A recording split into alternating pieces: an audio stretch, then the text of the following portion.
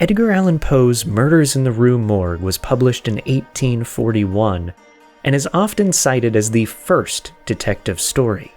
The so-called locked room murder mystery inspired not only Sir Arthur Conan Doyle to create Sherlock Holmes, but became a genre of its own. 90 years later, in the English city of Liverpool, there was a real locked room murder mystery. But there was no investigator like C. Auguste Dupin, no Sherlock Holmes, not even a Miss Marple or Columbo to help solve the case.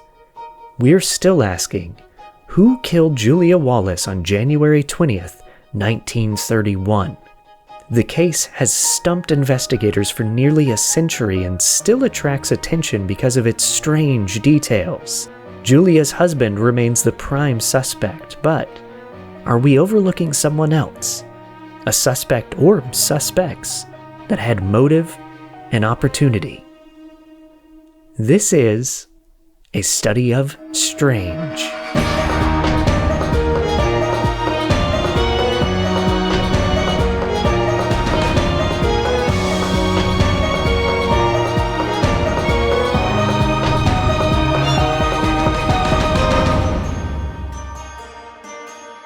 We'll see what happens. Good, wish me luck. All right. Welcome to the show. My first ever A Study of Strange podcast. Thank you for listening, and I'm Michael May, and I'm sitting today. My special guest is Norm Thoeming, who writes mystery and thriller novels under the pen name August Norman. I have that right, correct? That is correct. Good. I don't want to mess up right at the top of the show. No, so far so good. Okay, good. And you're most well known for the Caitlin Bergman series of novels. Okay, let's see. I'm going to test myself. Can I remember the names of the novels? Because I read both of them. Come and Get Me? Yes. I actually do have it written down right there, but I don't want to look down. Don't. Something about the mother and the sins of the mother. That is correct. Yes. Winner. Yes. What do I win? I don't know yet. We'll see when we get to the end of the show. Okay, cool. Probably a copy of the book. Probably a copy of the book. So since this is my first episode, bear with me just a moment while I kind of tease what I'm hoping to do with this series.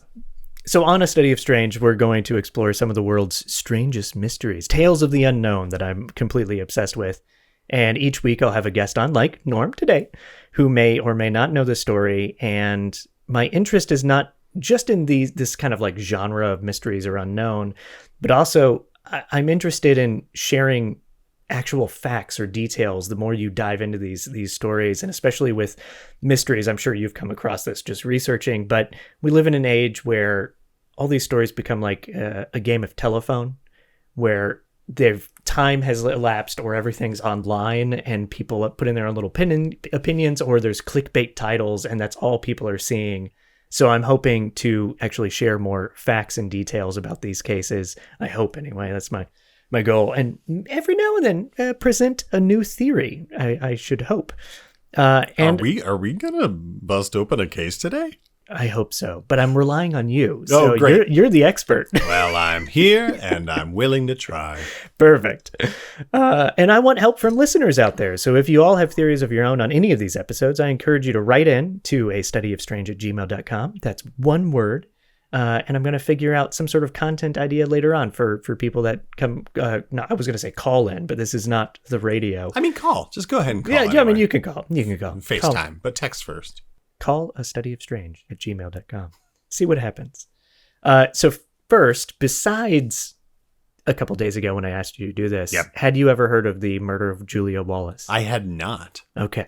So this one, as much as I'm hoping to kind of explore tales that are not as popular, this one's kind of popular. More so in the UK and in Europe, I think, than here in the States. But it is popular, but there's so much strangeness to it. And I actually think the strangeness is key to trying to figure out who did it, that I just couldn't not kind of do this case. It's one of my favorites. And I will say that once you did say the name, I did, just a Wikipedia Google search and realized how much crime fiction has been based on this case. Yeah. Not just like direct correlations, but like elements of the mystery have been used by people from like Raymond Chandler on to P.D. James most recently. I think I saw. So yeah, I'm excited. It's gonna be fun. Yeah, and there's some good books out there. I'll link sort of research I used into the show notes. That sounds professional, right? That sounds like I know what I'm talking about in the show notes. That's like a bonus that nobody needs, but I mean, why not? Yeah. Wow. Exactly. So the short summary that we're going to get into here is on Monday, January 20th, 1931, in the city of Liverpool and England, before Beatles were around out there. An insurance agent, William Herbert Wallace, found his wife brutally murdered when he returned home one night, and he would eventually be charged for the murder and then later acquitted. A lot of weirdness surrounds this case, and it's still unsolved today. Yeah, super fun. I mean, not for I mean, that sounds terrible to say about. Yes, obviously, no one's celebrating murder. But the mystery is what draws us. The mystery is what draws. And there's a fair amount of time between then and now. Thank you for being here today. You're saving me already. This is great. You're gonna get letters at Gmail. Yes, or call in with your complaints. With your complaints. Yes. And, compliments are on Gmail. Everything else is the call. So, something else I want to say before I just get into the story. I don't know how much like research you do when you actually write or you go into stuff, but I find when there's a weird story, the more I research it, the less weird it becomes when you find out little details. This one is different. And that's kind of one of the reasons why it's always fascinated me and why I want to look at it. I'm just going to pause for a second to make sure I didn't miss something here in my lead up. Save this part. Save it all. Never edit any of my mistakes out. Show them your soul. Yes. Without further ado, because I will never get into stuff. This is what I got to work on. Here we go. We're getting into it, Norm. Here we go.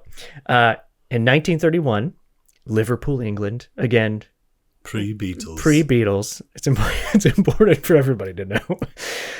William Herbert Wallace, he was 52 at the time of the murder. He was an insurance collection agent. Sometimes he's referred to as an insurance salesman. He wasn't a salesman. He was in charge of going around and collecting the cash. And back in those days, you would do that door to door. You just, walk around and knock and get your money. I'm going to try to refer to him just as Wallace tonight. That's what I tend to do, but I may drift back and forth a little bit. He was married to Julia Wallace, his wife. Normally, she's listed at 52, but here's one of the fascinating parts about the story right away. She was actually 69. And I don't know if it's because she was lying about her age or if there's just mistakes. I've also seen it reported that she was 60 as well. So this age thing is already kind of starting off in a weird ways. I feel like Liverpool got better with all of their records pretty much after the Beatles. So pre-Beatles, the records. There is, it's the pre-Beatles, post-Beatles is an important distinction we'll have to make all the way down to the municipality. So people knew this couple around town. They knew them as being quiet. William was known as a hard worker. And Julia and William were known to play music together. So neighbors would hear them do this. I think William was on the violin. His wife would be on the piano. And that was how they entertained themselves. They would also go to concerts from time to time. Now, both of them were known for not being very healthy in terms of they got sick a lot. They were both sickly. William had kidney issues. Julia, actually, at the time of the murder, she had a mild case of bronchitis, and they were known to kind of rotate. Like one of them would get sick, then the next week the other one would get sick. Sounds like they got the black mold. Probably. Yeah. I mean, Liverpool pre-Beatles, right? That's all post Titanic. That's all making ships and hoping they don't crash. This is really interesting. Julia, she had a life insurance policy. Well, her husband's an insurance. Yes. But, I mean, guess how much money it was for? I would say in those days, I'm going to go with £10,000. Close. Really? 20 pounds. 20 pounds. Well, I mean, okay. Close in, certain scales. Yeah. So nowadays money, $30. Right. American? And nowadays, no, 20 pounds back then, let's $385,000. No, it would not be a lot. But she wasn't worth a lot of money. She would actually make her own clothes. She did have a separate bank account, which had 90 pounds in it, but I think that was left to her brother upon her passing. If William was the murderer, as a lot of people suspect, there wasn't a lot of motivation from a financial standpoint in it. And motive, you'll find, is a big question in this case. So on September 19th of the same year, Wallace, he was a member of the Central Chess Club of Liverpool. Nice. And the club would meet twice weekly at a place called the City Cafe. And Wallace was known not to attend very often. He would just pop in from time to time, as I would probably do if I was a member of a chess club. And that's that's an important detail as well, that he was not always there. At 7:15 on that night, again, September 19th, and this is the night before the murder, just to clarify that. Gotcha. An operator got a call from a phone booth in Anfield, which is the neighborhood that Wallace lives in, and a man on the line asked for the City Cafe, and he was told to put in his change, I think it was 2 pennies, to pay for the call. He does so, and as soon as the operator connected his call, he then disconnected. He called back, asked to be connected to the City Cafe again, and said that there was a problem with the phone. I share this bit of detail because it's been suggested that whoever made the call was actually attempting to trick the operators and get his money back. Oh, the old make the dime in the glass noise. Kind of. Yeah, it's a very, very much the same kind of thing. So at 7:20, so it took a whole 5 minutes to kind of get this process figured out. At 7:20, a telephone rings in the little City Cafe, and a waitress answered the phone. The person on the line asked if William Wallace was there, and she doesn't know him, so she grabbed the chess captain, a guy named Samuel Beatty, to take the call. So he gets on the call, and he speaks to this gentleman who asked for Wallace, and Beatty said, I think he's coming, and he'll be here shortly if he is. And he asked the guy to call back later. The guy said he couldn't. This is all me not doing this verbatim, by the way. I'm just passing on the information. One guy was like, dude, I need to talk to William. Sorry, bro. That's what the Liverpool accent was pre-Beatles. Pre-Beatles. The Beatles changed it. Yeah. So he asked the guy to call back later, but the guy said he couldn't call back later. He had business to do let me say that again. He couldn't call back later because he had his girl's 21st birthday, implying he was busy. And he said, I have some business to attend to with William Herbert Wallace. And he left his name and said, could William come meet me tomorrow night at 7:30 at 25 Menlove Gardens East, which is the address. And specifically said, I want to see him personally. So at roughly 7:45 p.m., so about 20 minutes later, Wallace actually showed up. Beatty gave him the note, and Wallace made a point of saying he doesn't know who this man is. His name, by the way, was R.M. Qualtrough. Mm-hmm. Very, very common name. Common name in Liverpool. Yes. Sometimes I've heard that pronounced Qualtrough, but I think it's Qualtrough. And William Wallace made the comment that he doesn't know who this is, and that's a weird name. He also doesn't know the address and was asking all of his compatriots in the chess club, like, how would you get there? What trams would you take to get there tomorrow night? Now, this call is important because it is often surmised that whoever R.M. Qualtrough is the person that on the following night will murder Julia Wallace. If not William Wallace. Oh, but see, it could be him. Because he wasn't there. He wasn't there. Mm-hmm. And the phone booth, you'll find out later, giving away all my tricks, was only 400 yards from his house. So just keep that in your back pocket. I got it. Yeah. GPS was really good then. Yes, it was. GPS was very, very good. So on the 20th, which is the next day, the night, or the day at this point of the murder, Wallace starts doing his rounds as his insurance collection agent duties call for. And he comes home for lunch, and he reminds Julia that he has this meeting with a Qualtrough that night. He was wearing a Macintosh jacket, which is a type of like raincoat. You'll recognize them if you look them up. I think in the States here, we don't call them that, but in England, it's like a slicker or a London fog. It is. Do you want us to actually see a photo of it? Well, of course I do. Don't everyone listening? Yes, everybody at home, turn over this way to see. Oh, wait, let me pull up Macintosh jacket. This is great. Search along with us. Ooh, look at this. Oh, yeah. Yeah. There you go. There you go. Yeah, so he was wearing a Macintosh jacket earlier in the day because the weather was very British, and you kind of needed it for cold and slight rain. When he came home for lunch, though, he did change before he left again and put on a lighter jacket, and he hung the Macintosh right outside of the front parlor room.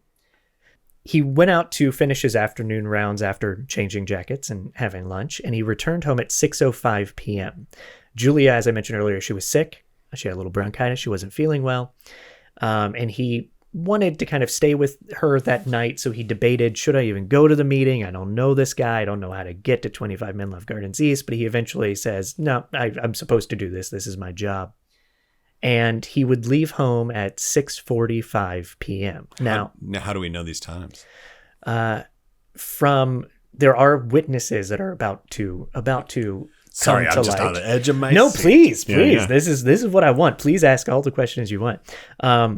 But to find the exact time, though, it is definitely a guess. There are witnesses that make sense for when he said he left the house, but there is some questions that are bound to come up around that. Now, we do have certain knowledge around this time. There were a lot of delivery boys back then. Sure. Milk, dairy, newspapers. If they couldn't work in the factories, they could run milk across town. Exactly. So there was a milk boy delivery. Oh, no. That sounds terrible. It sounds really weird to say. The milk boy made a delivery of a milk boy. Well, milk boy should deliver other milk boys. It makes boy sense. governor. His name was Alan Close, and he says that he saw Julia at 6:45, thereabouts, maybe a few minutes before, which is about the time Wallace is about to leave. And Alan Close remembers this because he specifically saw like a clock on a church. Yep. There was also another delivery boy, a newspaper boy, who delivered a newspaper. He didn't deliver a newspaper boy, but he delivered a newspaper at around 6:30, and he was still on the street and actually saw Alan Close and at around 6:45 speaking to Julia. Now, I will point out just a very fun thing that I'll get into a little bit later, but the prosecution in this case, they built they kind of think that William Wallace dressed up as Julia to talk to the milk boy.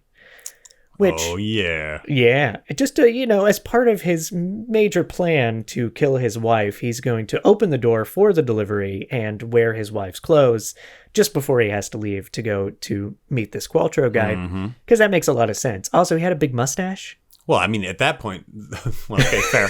Where are you going with this? But if she's sick and she's got the bronchitis, or at least as we find out later, because no one cares if she has bronchitis ahead of time. But then she's like, oh, I'm not feeling well. You establish the time of death at a different time when you have an alibi. Oh. And in those days, where they weren't great at, the autopsy skills were not like, liver temperature, it was just a bit past the blood and too much before the stink. You know what I mean? Like, I don't think they were that, I don't think they can narrow it down within a 4-hour period. Oh, okay. You're actually hitting upon some stuff that is going to come up. So all right. This is really good. I also have a question. Yeah. This is where my history brain goes a little dumb, but 1931 is the Depression. Oh, yes. And there as well. Yes. Everywhere sort of the Depression was a major factor. And that had a lot to do with how hard Wallace worked, because he was not a healthy guy. He had those kidney issues that I told you about. He was on his feet all day, and he was known to not be a fast walker.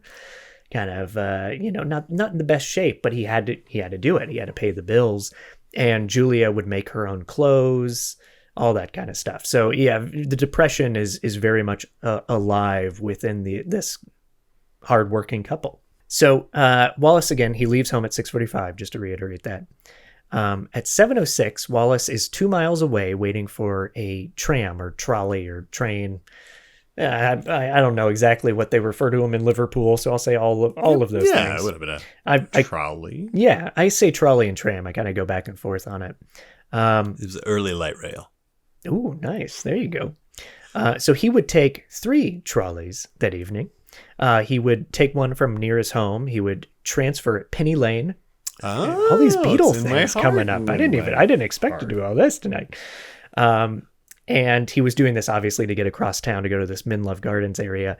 Menlove Gardens, going a little tangent, but this is actually really important. This is not even in my notes. So Menlove Gardens, there's a Menlove Gardens north, south, and west. And he's looking for an east. And they're all kind of, it's a small area. It's basically a triangle with gardens in the middle. And it's off a more major thoroughfare called Menlove Avenue. So thus begins, when he gets on this tram, the bizarre journey of Wallace, who seemed to talk to everybody under the sun that evening about what he was doing. Now, a lot of people consider this very strange in the case because William Herbert Wallace was not the most talkative and jovial person. He was kind of quite serious. He's not the salesman. He's the collection. He's the collection. Nobody likes the collections guy. No. However, the police in this case and the prosecution would have you to believe that William spoke to everyone and gave way too much information, all in terms of trying to establish an alibi. So what I have done here, I'm going to hand you, we're going to do a little reenactment. Oh, yes, please. Oh, wait. It's the part I was born to play. So there you are. You're going to play William. Oh, yes. You're going to be Mr. Wallace himself. No. Pressure's on. And again, this is not what actually happened. This is what the prosecution wants you to think This happened. is the story they spun. Yes, indeed. So, you ready? Yeah. All right, here we go. So it's the evening in Liverpool. William Wallace has transferred at the famous Penny Lane onto a new trolley car. A ticket inspector approaches. Ticket, please. By chance, do you know where I should get off for Menlove Gardens East? I don't know this area of the city at all. See, I'm William Herbert Wallace from Enfield. The conductor may be able to help. I got other passengers to attend to. Way to go on the accent. You just combine all the Beatles and then get them a little drunk. Combine them all. See, I used to be able to do a great Ringo, but it's been so many years, I'm terrible at it now. So anyway, the ticket inspector gestures for Wallace to move on. Mr. Wallace moves up the trolley, squeezing between passengers and speaking to all of them as he passes. Excuse me, hello. Good evening. I'm William Wallace. Not the Scottish lord. Remember me if the police ask later, for no reason whatsoever. He reaches the conductor. Pardon, sir. Do you know where I could get off to go to Menlove Gardens East? Menlove Gardens West, you mean? No, East. You can get off on Menlove Avenue. Should be able to find it there, if it exists. You see, I'm William Herbert Wallace, insurance agent for the Prue. A note was left for me to go to a meeting at Menlove Gardens East. Mr. Qualtrough. A what? Qualtrough, it's his name. You know him? Why would I?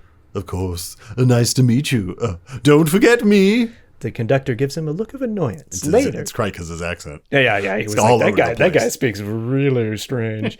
So later on, Wallace is wandering the street. He approaches a newsman on the corner. Excuse me. Yes?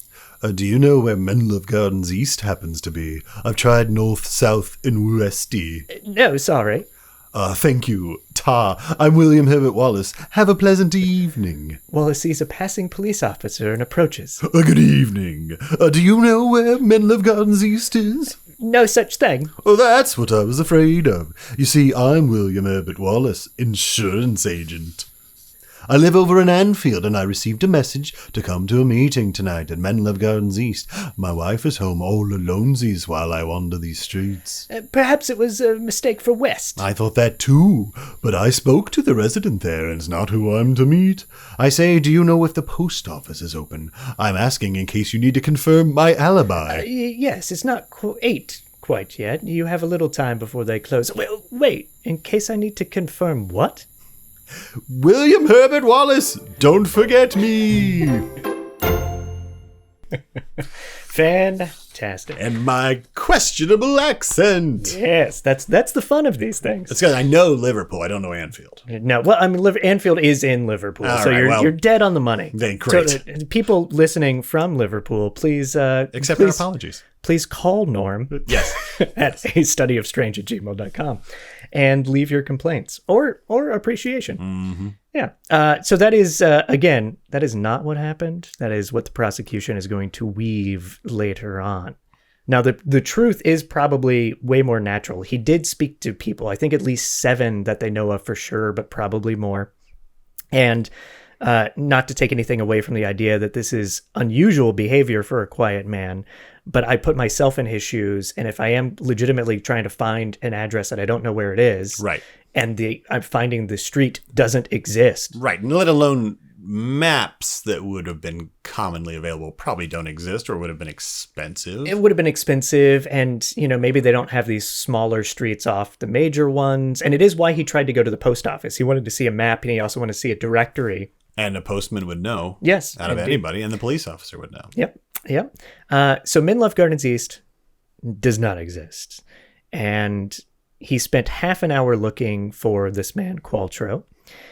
And, where am I? Oh, sorry, my notes here. These are all the bits that are going to get cut out. Or not. Or these are the bits that make the gravy. Yeah. That was a terrible laugh.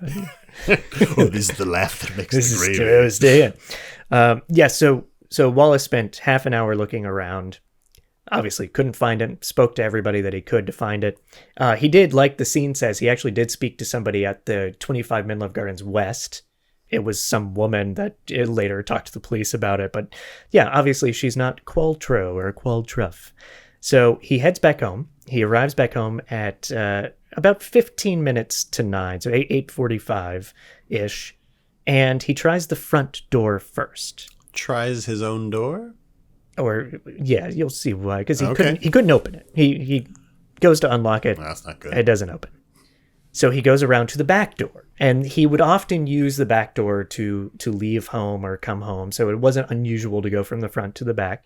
He goes to the back door. It doesn't work. Is this a freestanding house, or is this like a row house? It's like a row house. I'm going to pull up a photo. That's real English. Oh, yes. Yeah, very much so. And yeah, all the neighbors are right against the walls and everything. So he goes around to the back alley, goes into his back door, or back little garden area, and goes to the door, tries his key. It won't open. He knocks, he calls out. He eventually goes right back around to the front again and tries it one more time. Still not working. So he goes around back again. And when he goes around back the second time, his neighbors from right next door, John and Florence Johnston, are back there, and they're apparently leaving to go meet a relative somewhere. Down at the pub. Going to the pub. And he asks them, have you heard anything unusual? And they say no. And Wallace makes a comment, something like, oh, she's been ill. And it's funny because when I read a lot about this story, a lot of the articles I read are little documentaries I've watched, or even some of the books I've even looked at. It's sometimes implied that there's something nefarious about him saying she's been ill. And in my mind, it's like, no, she's been ill. That's why she's not opening the door, but I'm having trouble kind of thing. He's just trying to, he's going through things in his head. His head is spinning about why the door's not opening. Right. It's either the blatant, oh, you're trying really hard to make me believe that you aren't lying, or you really care about your actual wife. Exactly. What, do you love your wife or something? Dork. I mean, we love our wives. Yeah, I love you, Amy. I almost said your wife's name instead of saying my own at that time. That would have been very awkward. Oh, leave this in. Oh, that's staying in. That's definitely staying in. So the neighbors suggest that he try his back door again, and he does. But this time, it opens very easily. Yeah. Again, strange things. Strange things in the story. So the neighbors wait as Wallace goes inside, and most of the lighting in this house, this is gas lamps. Yeah. So he's having to walk through this dark house, and I love the scene of this. I would love to film this in something, but he's having to light a match and light a lamp, and then walk around and light another match and light a lamp. He goes and checks upstairs. So to be clear, it's not central gas lamps, it's individual gas lamps. That is a good question. I actually don't. I think you have to light each one individually, but there may be central gas. The classic term, gaslighting from the movie. Right. Gotcha. Yeah, I think you have to light into each individual one. Paula.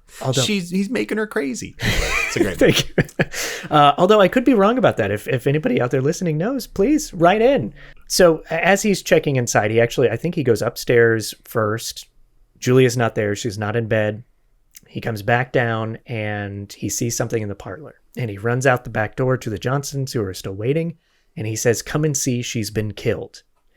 And inside, they find a grisly murder. And that's the end of the show. Thank you for coming. All right. That is weird. Yeah. So any comments or thoughts so far about the setup to this? Well, so many. But I think that's the thing. for most people it'd be an ordinary day, and even somebody working in sales or in collections. Mm-hmm. Again, if he's not a salesperson, it'd be odd to go to collections for someone that was new. But maybe that's how it works. Maybe you get that new customer and they're like, here's the address, go get it. Yeah. No, I love the way your brain's working. I think, honestly, just for time, I'm trying to focus on some of the main stuff. But there actually are a lot of things written about what was expected of these insurance agents. Right. And he worked for the Prudential Assurance Company, and they called it the PRU, which you heard in the scene earlier. And they were expected to go out of their way to be friendly, to butter up clients, to collect, obviously, in certain situations. Mm-hmm. So it was known to do that. Also, there are some reports, and if people, again, I'll put links to this in the show notes, where you can find some of this information. But there is somebody that did find out there was a client for the Prudential named Qualtrough, but it was not RM Qualtrough. It was like RJ Qualtrough. And they never found a direct connection to that, but there are people that have pointed that out. So obviously, I feel like we're going to touch on that later. But yeah. But obviously, it sounds like somebody else who works at the insurance company at least has access not to the database, as it were, but the handwritten cheat sheet. Of, yes. And a lot of people do suspect that he might have recognized the name by what he was telling people at Chess Club. He did not, but some people think maybe the reason he actually did venture off is maybe it did come to him later of like, wait, Qualtrough, I do know that name. That I think that's someone that is right. Client. Like I wasn't saying it the French way. I was saying it with the F in. Yeah, the Qualtrough. So I've changed my mind multiple times researching this story. In the years past, when I would read about this, I always assumed Wallace was innocent, and I still might lean that way. And I'll get more into that towards the end of the episode.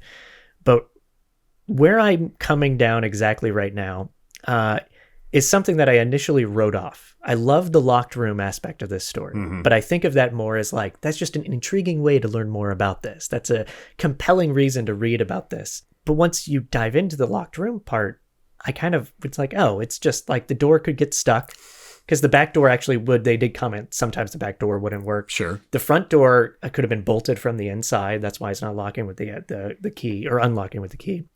There's a bunch of reasons of why it may not have been a thing to even pay attention to, and it's just a cool little quirk that makes you pay attention to the story. But the more I got into it this week, I actually think the locked room aspect is really important. All right. And I think, not that I can solve the case, but I actually think that is a huge crux that I wish we could go back in time and actually learn more about, because I think that would tell us not necessarily who did it, but if William Herbert Wallace did it. Right. Yeah. Obviously, add that to the time machine list. Yes. I like to keep a list of things that you want to go back in time for. Right. Once the time machine exists, or time travel, doesn't have to be a machine. Yeah. Like what? Give me an example. The Kennedy assassination, or just any of the. Just major like fun stuff, like certain nights in musical performances. Yeah. Like to go to Woodstock, the good one, not the horrible one. Yes. Just do a little bit of that. Keep a running tab is all I'm saying. Yeah. No, guys, it's going to happen. I think it's great if we make it through this. Jack the Ripper. I don't want to be around for it, but I just want to I want to be a witness, or someone leaving somewhere, so I can be like, oh, is that guy? Right. If we're not allowed to change time. If we're allowed to change time, then I'll be the guy who's like, stop. Yeah. You're Jack the Ripper. Don't do that. You're under arrest. Yes, exactly. Doctor. Ooh. We know what Norm thinks about Jack the Ripper and his personal theories. So anyway, here's the details of Julia Wallace's murder as the night unfolded. She was found lying down, face down, in the parlor. There is a gas fireplace in the center of the room, and there's a piano and where they would play music and kind of seating all around. She was laying across a black rug in front of that fireplace, and there was blood everywhere. It was splashed up to 7 feet on the walls, and there was a huge pool kind of below her body. Eek. And it's kind of tough to make out some of that in the photos that exist. The photos are not fantastic, but you can make out enough of it to see that. The raincoat, the Macintosh that I brought up earlier, was found underneath Julia's body. Okay. Now, there's a lot of different reasons, which we'll probably hit upon later, about why or how that could have happened. But I noticed when I first saw crime scene photos, I was like, oh, everybody's mistaken. It's not under her body. It's like partially under her body. Well, it turns out the crime scene photos were taken after they had traipsed around and moved a bunch of stuff. Of course, as you do. So the raincoat was actually laid back on the ground for the photo. It's not where it was when they initially came across Julia's body. Her left temple had been hit just drastically and terribly, and brains are falling out, and it's not good. It is the first hit that is expected that would have killed her, and then there are multiple hits that she had after that, which they think were just sort of like frantic, but the first hit is what is thought to have killed her. The raincoat and part of her dress had been burnt, like just as bottom if she fell front into the fireplace. Yeah, which is part of my theory I'll get to later. Wallace asked, as soon as they came in, Mr. Johnston to go get a doctor. Mrs. Johnston sort of took care of him. She lit a fire in the kitchen area, which they kind of used more as like a living room anyway, right, to kind of warm things up, make him feel comfortable, and take care of him. Julia's handbag was in the kitchen, but nothing had really been taken from it. There was a door to a cabinet in the kitchen, which was broken, almost like it had been broken off or pried off. There were coins on the floor, but there was a cash box which is the collections cash box. Gotcha. That was missing £4, which doesn't seem like a lot. However, remember, Great Depression era, and he had been sick the week before, so he didn't make the rounds the previous week. So it should have had more cash. So it would have had more money. Right. Upstairs, they found 5 one-pound notes that were untouched. Some had blood on them, though. Which, remember that. I will come back to that. Police arrive around 9:10 p.m., and sort of like I mentioned with the moving of things before the crime scene photos, they didn't do a great job. No. There was actually, historically, this is really interesting, there was a strike. I can't remember how many years prior to this, but not many years prior to this case. And the police force was cut down tremendously. And the gentleman in charge of the investigation should not have had the job. He really only got it because of what happened during the strike. And he saw this as the biggest case of his career, which it definitely was. And he wanted to solve it very quickly, as can happen with these things. There's an interesting note here that I wrote down for myself. The prosecution will claim that Wallace was very cold and showed no emotion throughout the night. But Mrs. Johnston, the neighbor who was with him, actually mentioned that he broke down multiple times. So I don't think he was as cold as people assume. I also shock. You got to remember shock. Yeah, trauma is different for everyone. Yes. You can't just expect someone to act a certain way. Right. So again, I kind of mentioned this already, but the body was disturbed. The coat was disturbed. Police had gone around the flat. They went upstairs. They were looking around.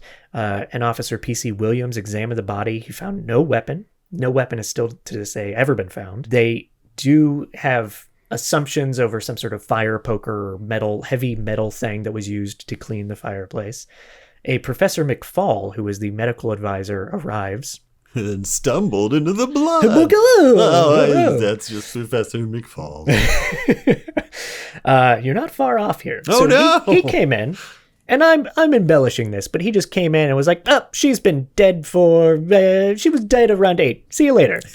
Bye." Yep. So he estimated that death occurred around 8 p.m. initially, and this is 45 minutes before William Wallace got home, by the way. He also estimated at first that there were 11 total blows that came upon Julia. And all he used to estimate the time of death was rigor mortis. That's all he looked at. He didn't take temperatures. He didn't do any of those other sciencey things that medical examiners do. Yeah. There was more at that time, though, that I found reading about this. There was a lot more he could have done. Now, there was so much blood. How much blood was there? Lots of this much blood. So much. No, whoever killed Julia Wallace would have been covered in blood, is what investigators expect. Now, I'm no slasher, but from what I understand about that much blood, there would even have to be cuts or a major artery severed. Do you want to see the crime scene photo? I mean, not in a weird way, but yes, for the sake of the story of the mystery. Yeah, for the sake of understanding and discussing it. I mean, the photos are not great, but here's a couple. You can't see this pool of blood. All right, now I don't have the good eyes. Can you throw it on the other monitor? Actually, there's a big pool of blood, but the spots are hard to see. I can turn that even more for you. This is great radio again for everybody. Right. And where's the luminol? Do they have any luminol shots? So these spots, these are all blood over here and blood way up here. So there is spatter away from the position of the body. Yes. And I actually have thoughts, but I'm not an expert on those things, so I won't go too much into detail. But I actually think, because she was hit on her left side of her head, I should also say, this is a nice room. This is it's not dingy. I was expecting like a post-Victorian, like coal-sooted place. This is they're doing all right. It's a nice home, and it is a gas fireplace, so it's not like wood fire. There, you turn on the little thing, you have to put a match down there, it lights on. Same with the gas lamps up here. That is how they operated. No, it's a nice room. They had nice, what we would call antique furniture, but I'm sure back then it was probably furniture, hip and modern. So they assume that whoever killed Julia, they would have been covered in blood, maybe not like caked in blood, but a lot of blood on their body. So they think whoever killed her went upstairs to the bathroom to wash off. Now, and part of their investigation that they did well is they actually tested for blood in the pipes, in the bathtub, in the sink. And it's a benzodine test. Okay. And they tested no blood anywhere. So there's also a wash basin in the photo, right? I don't think that's a wash basin. I think is that what you were looking at? That is what I was looking at. I think that's just some sort of like... Listeners, over to the left of the body, before the wall, there seems to be a porcelain bowl. No, but I don't think that's a wash basin. They did have two bathrooms. The bathroom downstairs was kind of out they're doing back. okay. Yeah, but it was more of like an outhouse. You had to go outside to it, and they didn't use it. I think they used it for some storage. Now... Worst storage ever. Now, Wallace agreed to give details of the night to the police. He was not, withholding everything. He was trying to be helpful. But the police took him to the police station to talk to him. So all the neighbors assumed he was arrested. Mm-hmm. And this is where rumors started. And rumors play a very big role in this case, even to this day. There's, again, a lot of misconceptions based on rumors. Some of those rumors, just because they're really fun, includes Wallace being a ladies' man, and he was having affairs all around town, including with some of his clients as he's out and about. Also, that the couple were cold. They didn't like each other, which is actually not true, which I'll get into later. There was also rumors that Wallace was homosexual, was having affairs with men, and this led to the murder of some kind. The murder of some kind. That's not what that led to the murder was something that, there's also rumors that Julia was having an affair and she was killed over it when she tried to stop it. So, rumors, man. Rumors. They're the worst. They are the worst. Only two people know what happened inside of a marriage. And even then, they only know 50%. Yes. Now, police, again, they were not great, but the men in charge were hasty, and they eyed William Wallace from the start. As you should always suspect the spouse. But they wanted a quick arrest. Now, it didn't help Wallace that McFall, the medical advisor, sucked. And I already mentioned this, but just to say it again, too, he used just rigor mortis to determine a time of death, and he actually changed his mind later on after I can't remember if it's after they arrested Wallace or right before they arrested him. But initially he said Julia was killed around 8, but then he changed it to be as early as 6. Now, it's all right to give a range, and he does give a range, but as early as 6, we know from witness accounts, the delivery boys, that she was not dead at 6. He also said that she was initially hit 11 times, but it was actually more like 3 or 4 is what he said later on. Now, because Wallace was home until 6:45 p.m. when he left, it kind of seems like they changed the time of death to fit that. To fit that they had him. Now, there's a lot of things wrong with this. Again, check out show notes for details. McFall's testimony is actually available, so you can read about what he said in court. And you can go down a very deep rabbit hole easily, as I can speak to from experience on all of the time of death stuff. It is very interesting. Now, one of the things police did, I already said that, blood stuff. They tested for blood. When the police were continuing to sort of search the scene later in the evening, they actually did find a blood spot on the top of like the toilet bowl. Okay. But it was a blood clot, And you can't actually assume where that came from because they didn't lock down the scene. People were going back and forth. The blood could have come from one of the police officers, etc. And it also wasn't seen right away. It took a lot of people looking in that bathroom before someone saw it. So just from a court case perspective, you can't really say, hey, also blood was found up here, so someone came up and washed it. And there's no evidence that someone washed up. There's no blood anywhere else up there. The blood on the money I mentioned earlier as well, I actually think could also be from police officers looking around, touching things, counting the money. A thumbprint could have gotten some on it downstairs. They go upstairs. So you can't really use that. Yeah, I almost feel like it's that someone's going to notice if this money's gone. I was going to take this money. Yeah. And now I'm not because someone saw me. I'm just counting this. It's kind of yep, all here depression affects everybody. Yep. So Wallace was arrested just a few days after the murder. So let me just ask you a quick question here. What do you think they have on him? I know I've gone over a lot of stuff, so it's hard to digest, but if you were the one that's like, okay, I'll go arrest William Wallace, what are you thinking? Well, I think they're obviously they build the case around the showmanship of what seems like, why are you going all out to make this lie? You talk to the people who he was with, and here's a guy who's just like, oh, anyway, if you need me tomorrow night, I won't be available because I'll definitely be far from home. Yep. So I feel like that's all they're going with, other than, again, well, why won't my lock open? I need you witnesses to walk in here with me so that you see I didn't do it. I mean, that does play into the whole timeline. Yeah. If you establish the fake timeline, get somewhere else across town, then there you go. But like you said, it really comes down to motive. I mean, we're going to find out. Yeah. So he loves his wife, and let's get into the case then, or at least what the prosecutors were building around Wallace, because motive, there's a lack of motive, and there's never one that shows up. However, like you just said, the timeline works. Everything that's happening definitely seems like he's creating an alibi, and that's a big part of their case. That's probably the biggest part of the case. So they assume that Wallace made the call. He was R.M. Qualtrough. Because again, the phone booth. He had the phone booth. They even timed it. They timed different ways he could have gotten to the chess club after making the call. Can he finish the call and get on this tram to make it to the city cafe? Could he have made the call this way and gotten this? And they did it all, and timing kind of works.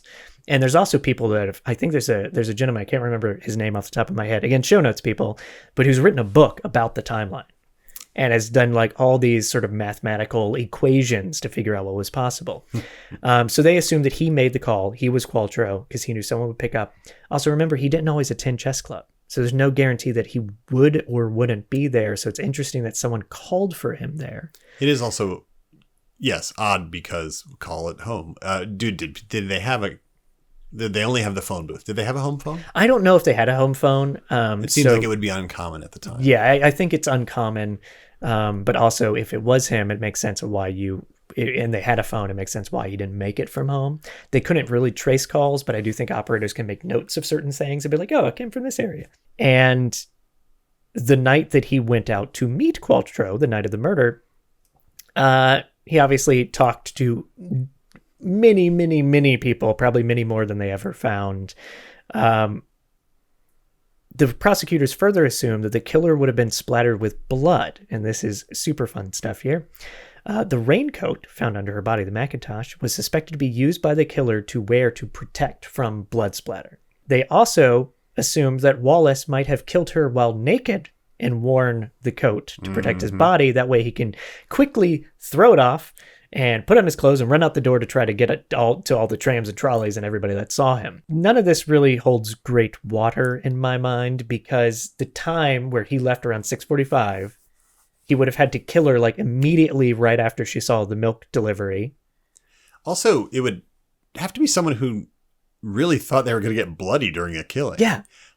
Is he a veteran of the First World War? He wasn't. And so that's one of my big holdups with the whole prosecution's case with the raincoat and naked in the raincoat is this is just getting too ridiculous. Right. It's you've gone past easy and now okay, Does this guy do other mastermind stuff? Yeah, and is he just like, oh, if I get her at this exact spot and I hit her in this exact way with this exact pound of force, then the blood will have done this, so I must have the Macintosh on. Right. Otherwise, I'm going to have to let out a lot of blood and make it look worse, but how do I get the spatter? Yeah. It's not good policing in my mind. There wasn't even a lot of crime fiction at the time to be like, oh, I read this in Wilkie Collins' book, it's still a little, I'm not going to say far-fetched. Was he winning at chess club? Like, was he That is a good question. master? So it's funny. A lot of people think that he was amazing at chess, and this is all like a big chess game. However, all the chess players are like, no, he's just kind of like, he's pretty average. Right. He just kind of likes it. He's not right. Not he's some just master. a chess enthusiast. It's somewhere to go. And also, I'm sorry to say this as well and go on this tangent, but if you are creating this major alibi play, there's much better ways to do it than to like go to a phone booth, lie about a name, lie about an address. Why not just there's just a million other things you could do that are so much easier. Yeah. That would have lined up better. So also have somebody else find the body. Like, all right, my wife's sick. Send the boy from the apothecary by. Right. You there. Yeah. Madam. You there. So the neighbors even suggested at one point, though, because again, rumors are very influential, and rumors are flying around. The neighbors that were with him actually suggested at one point that it seemed like he was putting on a show with the locked door. So they did suggest that at one point, even though they kind of were like taking care of him at a certain point too, but all the rumors are affecting them. Now, William H. Wallace would go on trial soon after all this. But not everything about the investigation was as organized as all his alibis. There is more to this case. And that's where we're going to end part 1 of the murder of Julia Wallace. Thank you, Norm. We will come back to this very shortly. Everybody, stay tuned. And that's it. Thank you for listening to A Study of Strange. If you're enjoying the episode and want to hear more, please subscribe, rate, and review to support. And as I mentioned at the top of the show, email your thoughts, theories, or ideas to astudyofstrange@gmail.com. I do want to hear from you. Visit astudyofstrange.com for show notes and information. And we've also just put up a Patreon page, which will have exclusive additional content. A lot of work has already gone into this show. I've already learned so much, and I'm really looking forward to making A Study of Strange great, and your support will get us there. Also follow at A Study of Strange on Instagram for updates. Thanks again to Norm Thoeming, and check out his work at augustnorman.com. Future episodes include a special guest that's an expert talking about the Biggie Smalls murder, and I'm going to be exploring the strange world of spirit photography with my friend Tim Donahue next. Until then, see you in part 2.